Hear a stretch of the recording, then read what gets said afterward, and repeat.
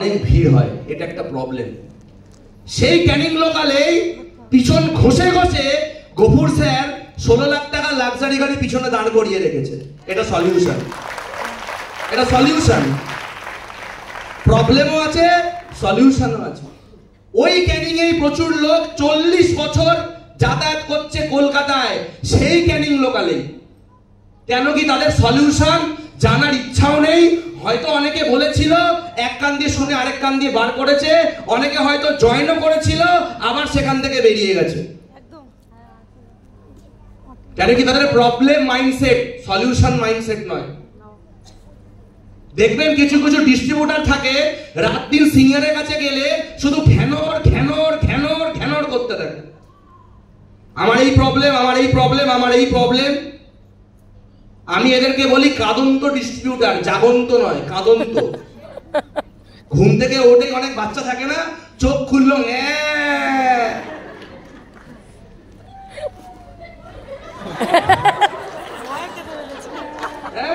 কাদন্ত distributor. পায়খানা করতে গিয়ে বাথরুম দিয়ে আওয়াজ আসছে, বলে কি রে হচ্ছে না নাকি? বলে না হচ্ছে তো। বলে তাহলে কাঁদছিস কেন? বলে ঘুম থেকে উঠেই তো কাঁদছিলাম, কান্নাটা কমপ্লিট হয়নি। যদি ওই কাদন্ত ডিস্ট্রিবিউটার হন, তাহলে কাঁদতে কাঁদতে গফুর স্যারের কাছে আসুন। গফুর স্যার 20 টাকা দেবে। আগে দাম 10 টাকা ছিল, এখন 10 টাকা বেড়েছে। ওটা খেয়ে নেবেন, প্রবলেম সলভ হয়ে যাবে। ওটাকে বিষ বলে। কাঁদতে কাঁদতে যদি বিজনেস করতে চান, জীবনেও হবে না। মহাত্মা গান্ধী কোনোদিন কাঁদতে কাঁদতে ফ্রিডম ফাইটার হয়নি, লড়াই করে হয়েছে। যে কাঁদে তাকে সবাই কাঁদায়, আর যে বুক চওড়া করে সামনে এগিয়ে আসে তাকে দেখে সব বাধা সরে যায়, বলে রাস্তা দে, লিডার আসছে, সরে যা, সামনে থাকিস না, লাথি মেরে ফুটিয়ে দেবে। আপনি কোনটা হবেন? ডিসিশন আপনাকে নিতে হবে। টিএনসের সব জানতা গামছালা হতে এসছেন, হ্যাঁ? অনেকে আবার টিএনসের সব জানতা গামছালা হয়। গফুর স্যার আমাকে কি শেখাবে? ওনার 30টা ট্রেনিং খাতায় লেখা আছে, আমি এখন গফুর স্যার। অমিত স্যার কি শেখাবে? অমিত স্যারের ওজন 47.50, আমার ওজন 64.50। এমনিতেই সালা 20 কিলো। ও কি শেখাবে আমাকে? আমি তো অমিত স্যারের সাইড লাইন, হ্যাঁ?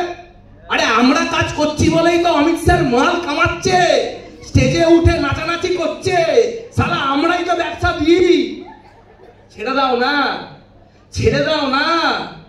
অমিত স্যার টিএনসের সন্তান। অমিত স্যারের একটা দাদু আছে, ডক্টর লিজিলওয়ান, আরেকটা বাবা আছে এখানে, আরেকটা বাবা বসে আছে ওখানে, গুরুপদ স্যার।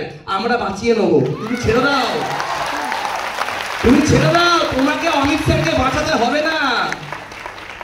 তোমার জয়েনিং করার আগে থেকে অমিত স্যার জানে টিএনস কি করে করতে হয়। তোমার মতন বলদ টিএনসে না থাকলেও অমিত স্যারের দুঃখ হবে না। কেন কি অমিত স্যার বলদের থেকে বাঘ নিয়ে চলতে বেশি ভালোবাসে। বাঘ খুঁজে নেবে। বাজারে বলদও আছে, বাজারে বাঘও আছে।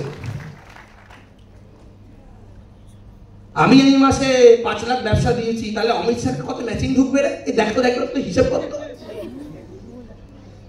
কালকেই কে ধরবো? খরচা করতে হবে আমাদের পিছনে। এই ধরনের যারা থাকে না, তারা নেটওয়ার্ক ব্যবসা করতে আসেনি। এদেরকে এক ধরনের পরিষ্কার ভাষায় শয়তান বলা হয়। এবং এই ধরনের শয়তান আমার টিমে অনেক জন্ম নিয়েছিল। আজ তারা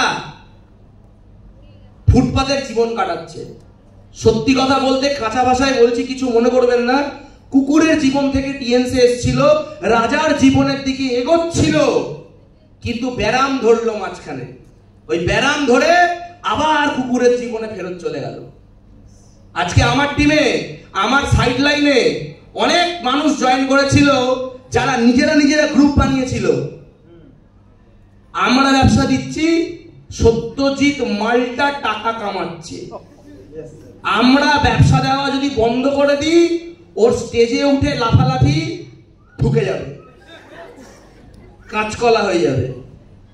সত্যজিৎ স্যার চাষি, চাষ করতে জানে, ও জানে কি করে চাষ করতে হয়, মর সালা।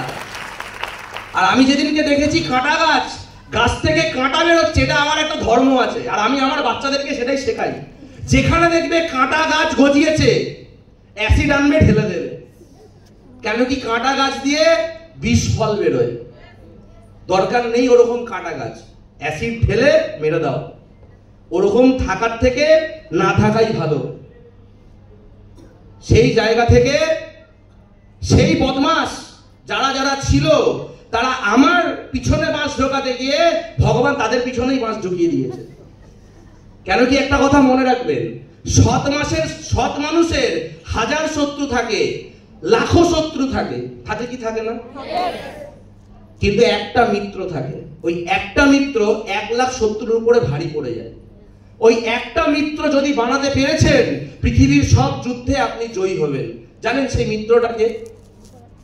সেই মিত্রর নাম হচ্ছে সৃষ্টিকর্তা, ভগবান।